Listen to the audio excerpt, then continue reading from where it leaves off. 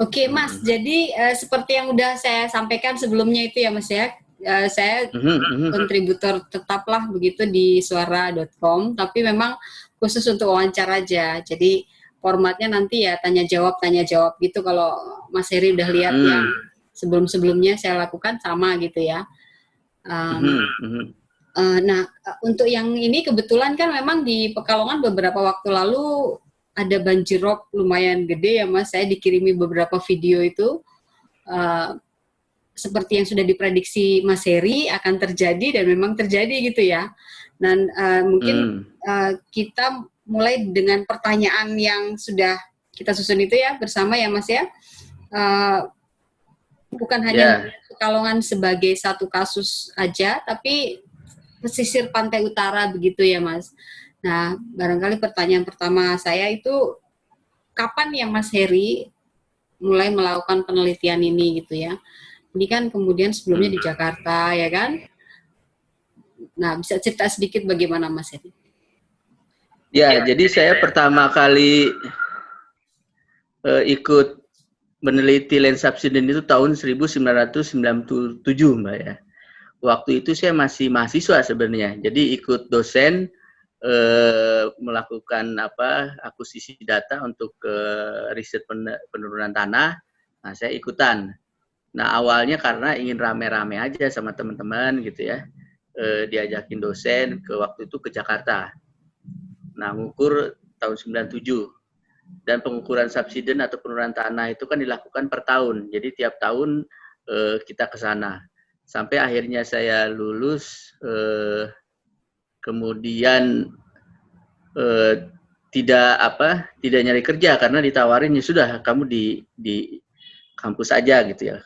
Akhirnya terus ikutan riset tersebut sampai akhirnya ya ketagihan untuk riset, ya udah saya terus riset terkait penurunan tanah dan ada bidang riset lainnya sebenarnya seperti itu, Mbak. Ya. Nah, temuan pertama apa ya Mas ketika pertama kali riset dan seingat saya Mas Heri termasuk salah seorang yang menyebut bahwa Jakarta akan tenggelam seandainya tidak dilakukan tindakan preventif gitu ya untuk menanggulangi ini gitu. Nah, temuan yang paling signifikan ketika pertama kali atau setelah beberapa puluh tahun kemudian baru ada penemuan yang signifikan begitu, yang menyimpulkan bahwa Jakarta bisa tenggelam nih kalau nggak ada upaya pencegahan gitu, Mas. Ya, jadi sebenarnya ketika tahun 97 itu yang kita temukan hanya nilai penurunan tanah di Jakarta. Nah, itu ada di beberapa tempat ada yang sekian sentimeter per tahun gitu ya. Tetapi waktu itu topografi Jakarta itu sepertinya masih di atas permukaan laut. Nah, jadi hanya tahu bahwa Jakarta itu turun. Nah, di 2007, nah itu baru muncul rob di Jakarta. Nah, banjir rob muncul. Nah, kemudian setelah kita analisis, waktu itu sih sebenarnya kita menduganya karena ada kenaikan muka air laut akibat efek dari global warming. Jadi, ini akibat global warming yang perubahan iklim, air laut mencair, es mencair, kemudian air laut jadi tinggi, itu yang menyebabkan banjir. Tetapi setelah kita teliti data sea level rise, itu kecil ternyata, hanya sekitar 6 mm per tahun. Nah, kemudian baru kita terbesik ini kayaknya yang tanah turun, akhirnya topografinya di bawah laut. Nah, baru dari situ sadar bahwa, wah, ini ternyata efek penurunan tanah signifikan terhadap banjir rob. Nah, 2010 baru saya coba modelkan bagaimana pola dari banjir rob yang terjadi di Jakarta, sehingga ketika diproyeksikan baru dari situ keluar kesimpulan Jakarta mungkin tenggelam. Itu 2010 sebenarnya baru model itu kita buat. Ya. Dan pada waktu masih Jakarta ya Mas ya, yang jadi perhatian riset ya untuk banjir rob dan penurunan tanah itu masih Jakarta ya Mas, atau sudah mulai melihat pesisir pantai yang lain di Pulau Jawa? Waktu itu tuh sudah dengan Semarang. Jadi 2006 itu Semarang sudah mulai. Nah, di Semarang itu juga kira-kira hampir-hampir mirip di 2007-2008. Robnya mulai ada gitu ya, mulai menjadi pusat perhatian waktu itu. Nah, di tahun 2000-an awal sama juga seperti halnya di Jakarta, sebenarnya masih silence lah, masih belum ada isu besar tentang banjir rob. Okay. Nah, jadi 2006 itu kita juga mulai di Semarang juga, di Jakarta dan Semarang. Dan di Bandung, tapi Bandung kan bukan di pesisir sebenarnya. Ya. Nah, untuk yang Jakarta sendiri ya Mas, itu kan tahun 2010 kesimpulan bahwa terjadi penurunan tanah itu penyebabnya apa ya Mas? Maksud saya kan penurunan tanah maka terjadi banjirop, tapi penurunan tanahnya sendiri penyebabnya itu apa begitu? Ya, betul. Jadi kalau banjirop kan dampaknya gitu ya, dari penurunan tanah. Salah satu dampaknya dari beberapa dampak yang bisa terjadi. Nah, kemudian ya penting juga kita untuk melihat faktor penyebabnya apa ya. Karena nanti urusannya kan ke mitigasi dan adaptasinya kita harus tahu dulu faktor penyebabnya. Nah, akhirnya kita melakukan riset lanjutan di situ, mencari faktor penyebabnya hingga saat ini masih didiskusikan gitu ya. Nah, jadi memang setelah 2010 kita mulai cari faktor penyebabnya, dan kalau saya menyimpulkannya itu ada terkait penurunan tanah itu ada 7 faktor penyebab terkait penurunan tanah. Nah, yang pertama itu kompaksi alamiah gitu. Secara natural tanah itu turun kalau di lapisan yang sedimen muda gitu ya, aluvium. Nah, itu secara alamiah memang turun sendiri. Namanya kompaksi alamiah. Yang kedua, kalau kita kasih beban tanah itu, beban dari urugan, beban dari infrastruktur, itu bisa tambah turun tanahnya. Itu yang kedua. Kemudian yang ketiga, apabila kita eksploitasi air tanah, apalagi ya eksploitasi yang sangat berlebihan gitu, itu bisa menyebabkan turun juga. Nah, itu faktor yang ketiga dari 7 faktor ya. Berarti 4 lagi apa ya? 4 lagi. Nah, yang keempat, itu bisa ada efek tektonik. Jadi kalau kita mengenal istilahnya pergerakan lempeng, ada interaksi antar lempeng. Nah, itu manifestasi dari interaksi antar lempeng itu bisa menyebabkan juga ada efek penurunan tanah, gitu ya. Itu yang keempat.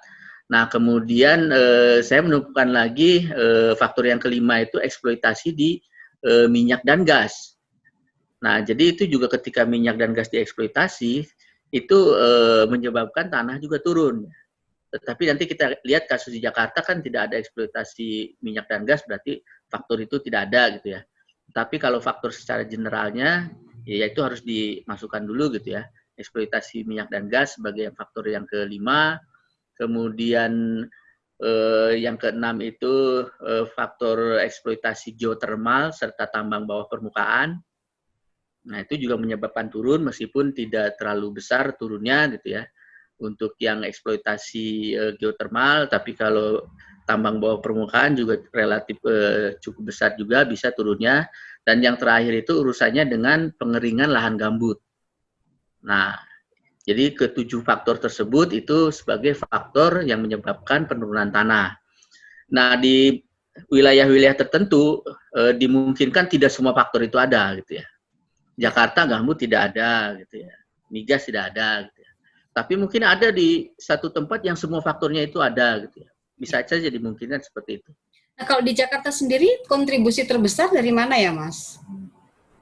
Dari 7 faktor ini yang paling signifikan menyebabkan penurunan tanah gitu. Nah, sebenarnya kita sudah melakukan riset cukup lama terkait faktor yang terjadi di Jakarta ya. Nah, saya coba kalkulasi secara matematika sederhana saja ya. Kompaksi alamiah itu rata-rata itu biasanya 2 cm per tahun, Mbak. Tadi yang secara alamiah tanahnya bisa turun 2 cm per tahun. Nah, kemudian efek tektonik setelah kita teliti dengan menggunakan data-data hasil pengukuran itu hanya milimeter, mungkin 2 mili, 3 mili per tahun. Ya.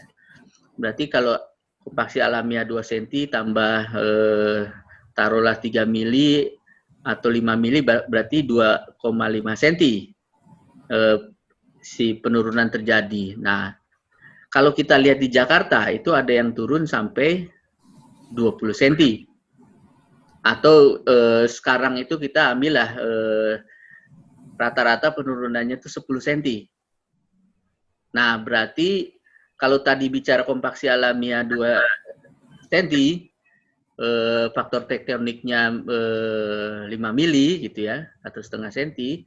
Nah, berarti sisa 10 cm itu kan dikurangi 2,5 ya. Berarti berapa tuh?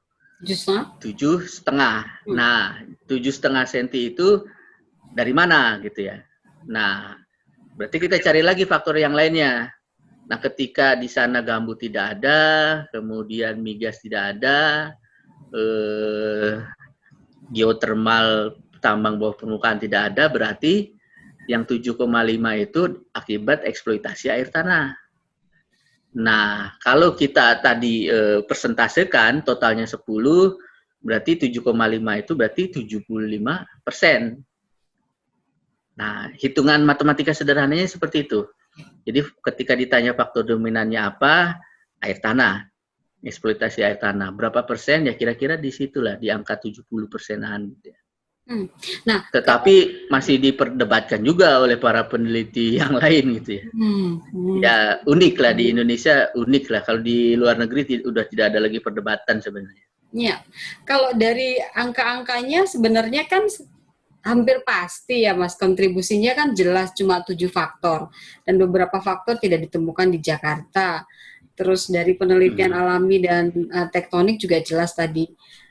Kenapa masih harus diperdebatkan ya Mas? Apakah ini karena ini akan mempengaruhi image gitu, atau harusnya kan ada kesepakatan di kalangan ilmuwan gitu ya Mas ya, untuk menyatakan bahwa penurunan tanah ini disebabkan 75% oleh eksploitasi air tanah besar-besaran gitu. Ya, itu tadi saya bilang uniknya di situ ya. Saya juga belum tahu jawaban pastinya kenapa masih hangat diskusinya gitu ya. Oh ya, tadi saya lupa sebenarnya ada faktor pembebanan. Nah, pembebanan itu mungkin setengah senti, mungkin ada yang 1 senti ya. Jadi kita andaikan ya 60%, 70% itu pengambilan air tanah gitu ya. Tadi faktor pembebanannya kelewat gitu ya. Nah, tapi tetap masih dominan. Nah, namun demikian itu tadi masih diskusi hangat gitu ya. Kalau kita lihat di luar negeri enggak, kalau di Indonesia masih. Nah, makanya saya bilang wah unik Indonesia itu orang-orangnya, kemudian ya kita harus berbeda lah gitu ya. Dibandingkan orang luar negeri. Ya itulah faktualnya seperti itu. Iya, artinya gini Mas, kan kalau tahu penyebabnya 65-70% adalah eksploitasi air tanah, kan berarti harus ada solusi ya Mas ya. Misalnya PAM harus bisa lebih banyak menyalurkan air lewat pipa-pipa ketimbang beberapa warga Jakarta mengambil air langsung dari tanah gitu ya. Atau pemanfaatan air di hotel-hotel, atau itu kan maksudnya solusi berikutnya kalau sudah disepakati bahwa penyebabnya demikian. Tapi kalau belum ya berarti masih mencari-cari ya Mas ya, begitu? Iya, jadi tadi bahwa kesepakatannya belum terjadi, itu yang pertama gitu ya. Sehingga ketika belum bersepakat, akhirnya solusinya juga belum sepakat. Karena penyebabnya aja belum sepakat. Nah, kemudian ketika misalnya ada sebagian orang sudah sepakat, sebenarnya kalau kita bicara lebih banyak yang sepakatnya gitu ya tentang masalah eksploitasi air tanah dibandingkan yang kontraknya. Nah, kemudian lalu pada mikir juga kalau kita misalnya mengurangi atau bahkan menghentikan pengambilan air tanah, nanti pertanyaan berikutnya suplai air dari mana buat warga. Setelah dilihat kita punya masalah juga tentang masalah suplai air atau nanti berkembangnya ke water management gitu ya. Contohnya di Jakarta, di Bandung, di Pekalongan ketika ini pasti air tanah kalau bisa di stop. Nah, setelah di stop air tidak ada suplainya. Kalau Jakarta kan 40% tidak ada gitu ya, 60% sudah. Kalau kita bicara Pekalongan, 80% nggak ada nanti suplainya. Kalau air tanahnya disuruh diberhentikan. Bandung saya kurang tahu persentasenya, tetapi mungkin sama halnya Jakarta atau lebih dikit, 50%-an mungkin nanti punya masalah suplai. Gitu ya. Kalau kita sudah sepakat dengan masalah air tanah, jadi ada lagi problem berikutnya. Nah, yang menarik itu ketika hari ini saya ketemu teman-teman di Pekalongan gitu ya, itu masih ada yang tidak mempercayai penurunan tanah. Itu lebih menarik lagi. Jadi kayaknya nggak turun deh tanah Pekalongan. Ada yang masih bilang seperti itu. Kemudian ada beberapa yang bilang belum tentu itu air tanah. Itu udah lazim terjadi. Tetapi saya menemukan hal menarik hari ini, ada yang masih tidak percaya tanah itu turun di Pekalongan. Nah, ya. Jadi nah, kalau pemahamannya seperti ini, kekhawatiran Mas Heri sebagai peneliti ya yang sudah panjang gitu meneliti ini, apa ya Mas ya? Artinya kan solusi tidak disepakati harus bagaimana gitu ya, karena juga mereka belum sepakat soal penyebab banjirop ini begitu. Nah, kekhawatiran Mas Heri sendiri sebagai peneliti, sebagai ilmuwan dengan melihat data yang objektif, apa ya Mas? Ya, maksudnya kalau ini tidak terjadi, artinya kan solusi tidak disepakati ya kan solusinya, karena mereka belum percaya penyebabnya begitu. Maksudnya belum sepakat penyebabnya. Nah, ini akan terus dibiarkan seperti ini kan, fenomena alam ini akan terjadi terus gitu. Dan kekhawatiran Mas Heri apa? Ya, tadi kita berbicara faktor penyebab penurunan tanah, Mbak ya. Tadi kalau faktor penyebab rob itu lain cerita lagi, ada lagi sebenarnya. Ini baru kita bicara faktor penyebab penurunan tanah. Tadi Mbak bilang kan faktor penyebab rob ya, itu nanti ada cerita lain lagi gitu ya. Nah, penurunan tanah dan juga nanti rob itu kita istilahkan sebagai silent killer gitu ya. Jadi perlahan tapi pasti nanti tiba-tiba kita kaget bahwa dampaknya itu begitu luar biasa ya. Perhitungan ekonomi yang kita coba kalkulasikan, otret-otret, kerugian dari penurunan tanah dan banjirop di pesisir Indonesia itu bisa melebihi 1.000 triliun nilainya. Dalam kurun waktu? Apa? Seandainya saat ini kita harus melakukan treatment dengan baik, itu sudah butuh dana bisa sampai 1.000 triliun. Giant Seawall aja kan dulu sempat 600 triliun, direvisi 400 triliun. Katanya sekarang 200 triliun ya. Nah, kita bisa kalkulasi sederhana. Kalau Jakarta butuh 200 triliun, berarti Semarang juga kira-kira butuh 200, sudah 400. Tambah Pekalongan, Pekalongan mah 100, Demak 100. Digabung-gabungkan, nanti ujung-ujungnya ya bisa nyampe angka di 1.000 triliun. Nah, jadi kembali lagi bahwa itu silent killer. Mungkin kalau suatu saat kita ya terkaget-kaget karena akan bencananya luar biasa gitu ya. Tadi dari nilai ekonominya nilainya 1.000 triliun, tetapi yang lebih mengerikan ketika misalnya berjuta-juta hektar wilayah pesisir di Indonesia hilang. Pantai Timur Sumatera itu lebih dari 2 juta hektar bisa hilang gitu ya. Kalau di Jawa mungkin nilainya puluhan ribu hektar bisa hilang. Permanen ke dalam laut. Nah, itu kan bisa dibilang ya cukup mengerikan. Jadi kekhawatiran kita itu kita debat sekarang nggak ada aksi segala macam, tiba-tiba hilang, tiba-tiba baru sadar gitu. Itu dalam kurun waktu berapa? 20-30 tahun barangkali Mas kalau no action, kalau kita masih berdebat terus persoalan ini bisa terjadi. Nah, kalau ya ada di beberapa tempat itu di 2030 sudah cukup mengkhawatirkan gitu ya. Rata-rata di 2050 itu sudah dalam tahap mengkhawatirkan, berarti tinggal 30 tahunan lagi ya.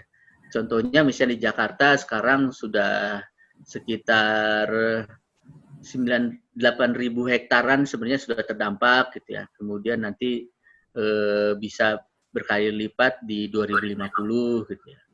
Kemudian kalau Pekalongan menurut perhitungan kita 80% wilayahnya itu di 2050 akan ada potensi tenggelam gitu ya. Pontianak juga sama, 2050 ternyata juga sama, lebih dari 50% wilayahnya akan berada di bawah laut. Nah, jadi kita kasih time frame-nya di 2050, udahlah ribut lah kita lah, itu intinya.